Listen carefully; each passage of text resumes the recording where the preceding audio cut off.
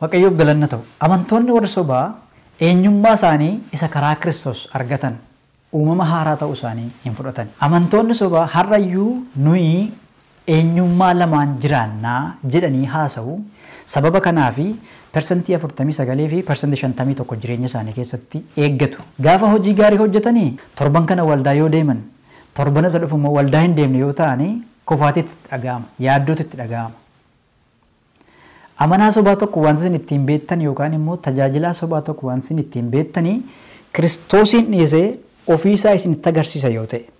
Ani gaafa akkasii waan akkasiin hojjedhe, ani akkasittiin an Waaqayyoof jiraadhe, ani akkasittiin tajaajilaa ture, ani akkasittiin faarfachaa ture, ani karaa koo Waaqayyo hojii gurguddaa hojjetaa ture, karaa koo du'a baay'ee ka'ee cubbamoota baay'eetu amane, namoota baay'eetu gara mootummaa Waaqayyootti deebi'e, hojii an hojjedhe jedhee isinitti hima, ofii isaa isinitti hima yoo ta'e namicha kana shakkaa.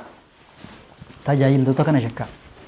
Tajaajiltoota waldaa keessan jiran irra deebi'aa ilaala. Tajaajila isaanii ilaala. Waan isaan tajaajilaa jiran, waan isaan barsaa jiran ilaala.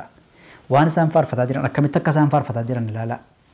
Akkuma torban darbe viidiyoo torban darbe hojjedhe keessatti akkuma argine macaafni qulqulluu yookaan dubbii Waaqayyoo soora keenya, barsiisaa keenya, tiksee keenya wajjin karaa itti dubbannu, luba gaarii keenya wajjin, hangafa lubaa keenya wajjin karaa nu itti dubbannu, karaa nu itti walii gallu ta'uu isaa ilaalle turre. Barsiisaan mana waldaa keessanii garuu, raajiin waldaa keessanii garuu, wangeelaawii waldaa keessanii garuu, lubni waldaa keessanii garuu maal isin barsiisaa jira? Macaafa sanarraa waan adda ta'e. Ofiisaa isinitti agarsiisaa jira moo namni kun Kiristoosin isinitti agarsiisaa jira? Waa'ee isaa isinitti hima moo waa'ee Kiristoosin isinitti hima? Kanaaf amantoonni sobaa warra Kiristoosin hin agarsiifne kanaaf bitamu jechuudha. Keessumaa bara gara dhumaa kanatti inni kun baay'ee wantoota sodaachisaadha. Wallaansoon amantootaa inni guddaan, wallaansoon warra Waaqayyoof jiraatanii inni guddaan isa kanaa wajjin jalqabeedha yaada. Maaliif amantoonni warra dhugaan yookaan Kiristoos irraa lammaffaa warra dhalatan Waaqayyo irraa karaa Kiristoos lammaffaa warra dhalatanii isaan uumama haaraa ta'a jedha macaafni qulqulluun keenya kan nutti dubbatu. Isaan kuni maalidha? Uumama haaraadha. Lammaffaa Qorontoos irratti akkana isinii dubbisa boqonnaa 5 lakkoofsa 17. Boqonnaa 5 lakkoofsa 17 irraa akka kana jedha. Dilaa. Kanaafis namni kan Kiristoos yoo ta'e uumama haaraadha. Inni moofaan darbee kunoo inni haaraan dhufeera. Eenyummaan inni moofaan darbee eenyummaan inni haaraan dhufeera. Eenyummaa inni moofaan eenyummaa addaamummaati. Eenyummaa sagalee Waaqayyoo dhaga'uu hin dandeenye. Eenyummaa sagalee tiksee isaanii hin beekne. Eenyummaa dubbii tiksee isaanii hin beekne. Eenyummaa yaadaa Waaqayyoo hin beekne. Eenyummaa fedhii Waaqayyoo hin galleef. Eenyummaa wanta Waaqayyoo dubbachuu barbaadu hin galleef. Eenyummaa Waaqayyoo gaafa inni dubbatu sagalee Waaqayyoo hin hubanne. Eenyummaa firdiin Waaqayyoo irra jiru. Eenyummaa addaamummaa. Eenyummaa samuufaa. Eenyummaa dheekkamsi Waaqayyoo irratti ol ka'e. Eenyummaa araara Waaqayyootiin ala jiraatu. Eenyummaa garba cubbuu ta'e. Eenyummaa cubbuudhaan geggeeffamu yaada fooniin geggeeffamee deemu. Waanuma foonni isaa godhi jedheen kan godhu. Yoo foonni isaa qii nama ajjeese jedhe kan haqee nama ajjeesu. Yoo foonni isaa sobi jedheen kan sobu. Yoo foonni isaa hatuu barbaade kan hatu. Yoo ejjuu barbaade kan ejju. Fedhii foonii fedha foon isaa gammachiisuuf kan jiraatu. Lubbuu isaa boqochiifachuuf yaada foon isaa galmaan ga'ee lubbuu isaa boqochiifachuuf mana namaa gubuu yoo barbaachise kan gubu, lubbuu namaa dabarsuun kan barbaachise kan dabarsu. Hatuu yoo barbaachise kan hatu, ejjuu yoo barbaade kan ejju. Isin galee dhugaan jireenya isaa keessa kan hin jirre. Isaaf dhugaan eenyummaa kanaan kan jiraatu, eenyummaa garba cubbuu ta'e, eenyummaa addaamummaa, eenyummaa samuufaadha. Eenyummaan kun macaafa Galaatiyaa keessatti yoo ta'an ilaaltanii boqonnaa 5 gara dhumaatti hin argattu. Eenyummaa kana jechuudha. Eenyummaan moofaan kun, eenyummaan Kiristoosiin hin beekne kun, eenyummaan Waaqayyoon hin jiraanne kun, eenyummaa faallaa mootummaa Waaqayyoo ta'e kun, eenyummaa garba cubbuu ta'edha. Eenyummaa garba cubbuu ta'e. Garbi tokko immoo yookaan namni tokko garba qaba yoo ta'e garba sana akka barbaadetti hojjesiifata. Garbi suni yaada mataa isaatii, fedha mataa isaatii jiraachuu hin danda'u. Fedha eenyu malee, fedha namicha isa garboomfatee malee, fedha mataa isaatii jiraachuu hin danda'u.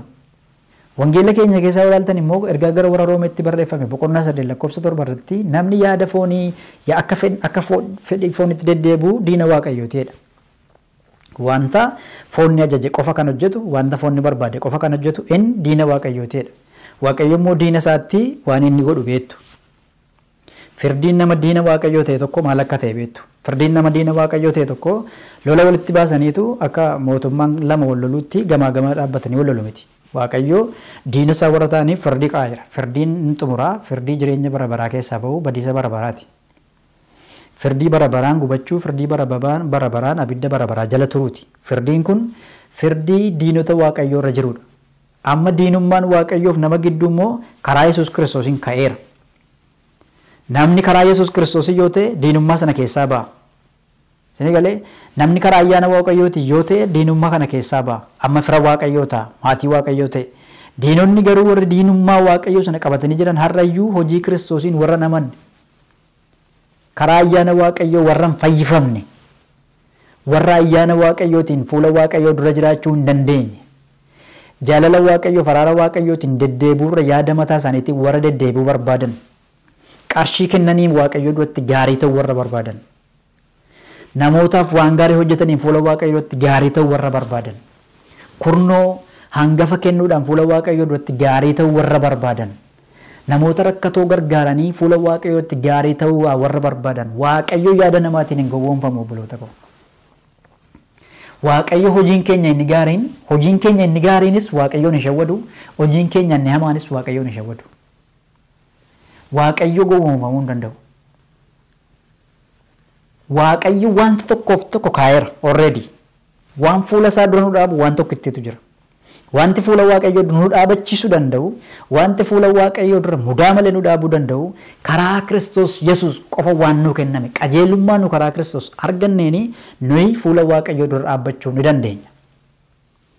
Kanaan ala fuula waaqayyoo dura dhaabbachuudhaaf wanti isin gootan buutanii wanti isin baatan waldaa jaartanii gamoo waldaa jaartanii waldaadhaaf qarshii kennitanii karaa biraa immoo jireenya addaamummaa jiraattu yoo taatan isin addaamummaa keessaa hin baane isin amantoota sobaati jechuudha. Yoo haalli isinii mijate nama ajjeesuu dandeessu jechuudha. Yoo haalli isinii mijate sobdanii waan barbaadan gochuudhaaf wanti dudduuba isin deebisu hin jiru jechuudha. Egaa amantoonni sobaa eenyummaa sobaatiin jiraatu, eenyummaa dhugaan taaneen jiraatu, eenyummaa Kiristoos irraa waaqayyo irraa karaa Kiristoos lammaffaa hin dhalanne, eenyummaa isa haaraa isa fannoo irratti dhalate. Isa waaqayyo fannoo irratti dhalachiise eenyummaa haaraa the new identity. Eenyummaa isa fannoo irratti dhalate, eenyummaa isa bara baraan hin banne.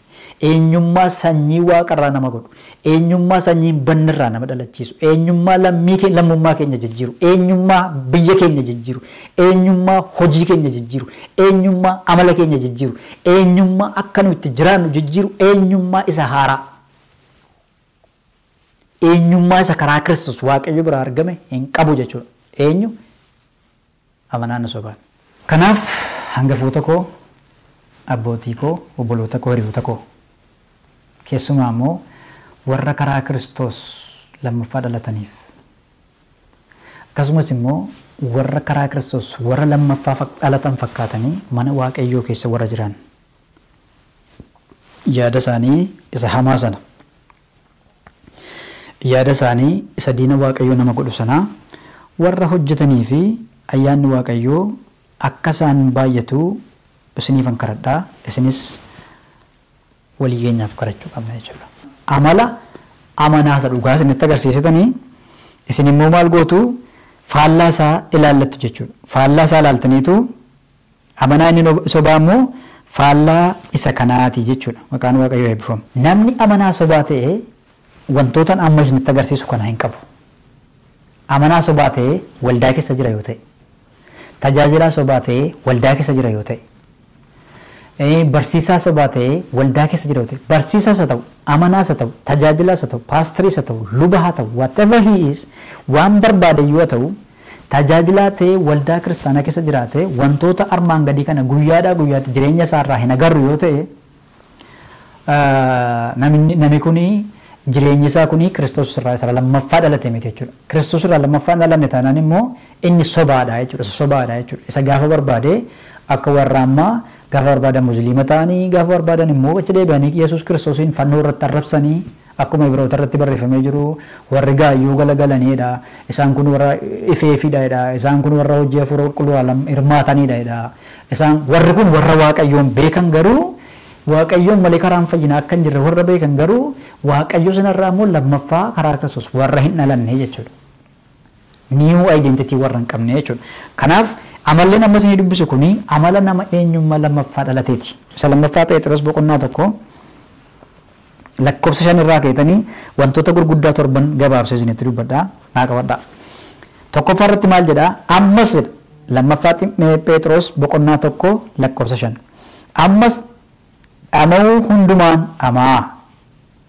hundumaan namaa amantii qabdan gaarummaa agarsiisa. Tokkoffaa namni Waaqayyoo namni amanaas dhugaa ta'e tokko tajaajila dhugaa kan ta'e tokko karaa hundumaa Waaqayyoo irraa karaa Kiristoos lammaffaa namni dhalate tokko tokkoffaa irratti jireenya isaa guyyaa keessatti yoo xinnaate jechuudha. Guyyaadhaa guyyaatti jijjiirama agarsiisaa deema gara Waaqayyootti guddataa deema yaada Waaqayyoo qabaachaa deema yaada Waaqayyoo qabu yaada Kiristoos qabu ture qabaachaa deema. Kanaan immoo kunoo isa kana gochaa deema jechuudha. Tokkoffaa irratti maal jedhaa?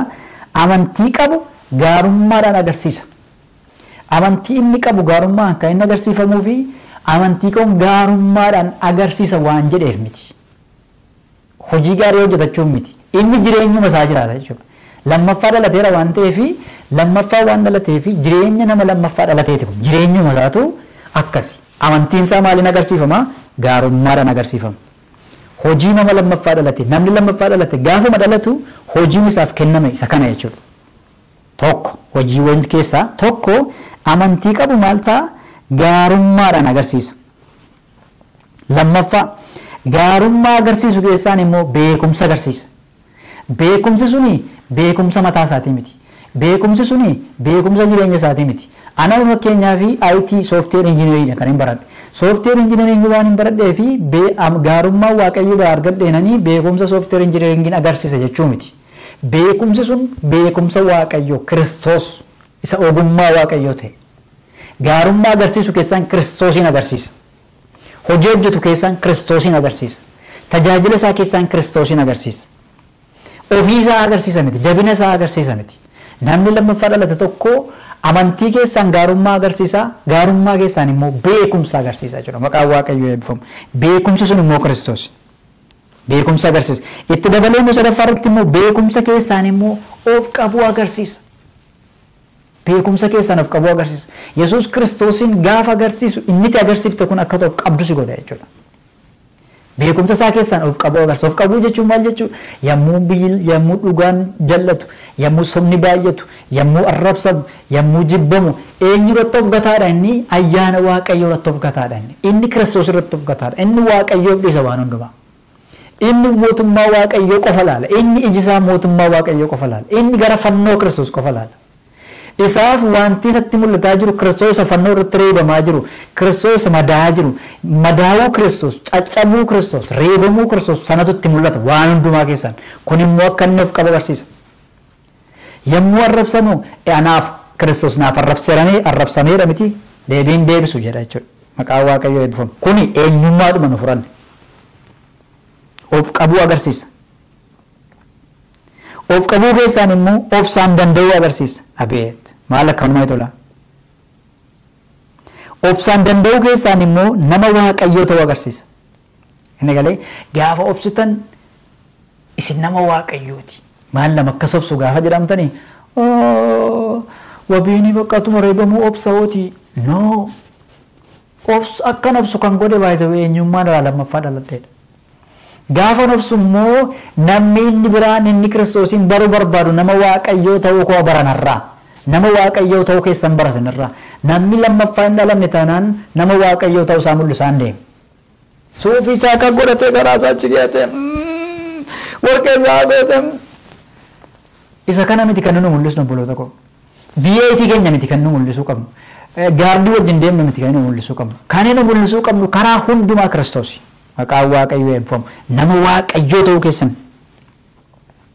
nama waaqayyoo ta'uu keessan nama waaqayyoo ta'uu keessan immoo obboloota jaallachuu keessan immoo nama hundumaa jaallachuu keessan agarsiisa. Tokkoffaa maalidha? Amantii qabdan gaarummaan agarsiisu, gaarummaa keessan beekumsa agarsiisu, beekumsa keessan of qabuu agarsiisu, of qabuu keessan obsa agarsiisu, obsa keessan nama waaqayyoo ta'uu agarsiisu, nama waaqayyoo ta'uu keessan jaallachuu agarsiisu, obboloota jaallachuu agarsiisu, obboloota jaallachuu keessan nama hundumaa jaallachuu agarsiisu jechuudha. Yesuus Kiristoos fannoo irratti gaafa du'e otoo inni fannifamaa jiruutu otoo inni reebamaa jiruutu namoonni waan baay'ee ittiin jedhu. Yeroo namoonni waan baay'ee ittiin jedhanii namichi inni arrabsaa jiru sun koo namichuma arrabsaa jiru sanaafuu Yesuus Kiristoos du'aa jira baay'ee. Yesuus Kiristoos namichuma waraanaa jiru sana isuma eeboodhaan cinaacha isaa keessa waraanaa jiru sanaaf du'aa jira Yesuus. Namichi kun mootummaa kootti hin galu hin jenne Yesuus. Namichi kun karaa koo jireenya argatu hin jenne Yesuus. Fannoo irratti du'aa jira, reebamaa jira, waan jecha baay'ee ittiin jedhamaa jira. Wanti Yesuus irratti hin taane hin jiru fannoo irratti. Namoonni fannoo irratti hamma kana Yesuusin arrabsaa jiran, reebaa jiran, caccabsaa jiran kuni warra karaa biraa fayyina Kiristoos malee warra argachuu hin dandeenye. Yesuus isaaniifis bira kan inni du'aa jiru. Waan hundumaa gaafa isaan godhan maal jedhu Yesuus isaan hin beekanii isaaniif dhiise.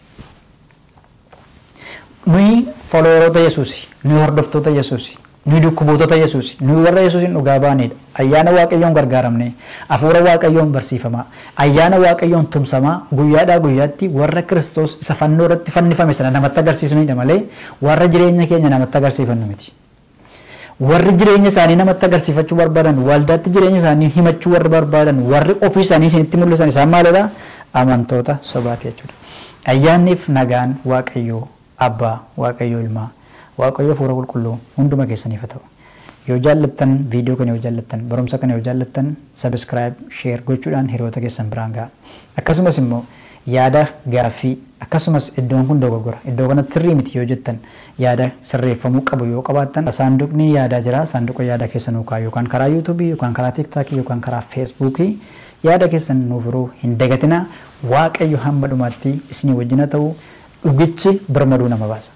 Dhugaa malee birmaduu ba'uun hin danda'amu. Dhugaan immoo isa kana.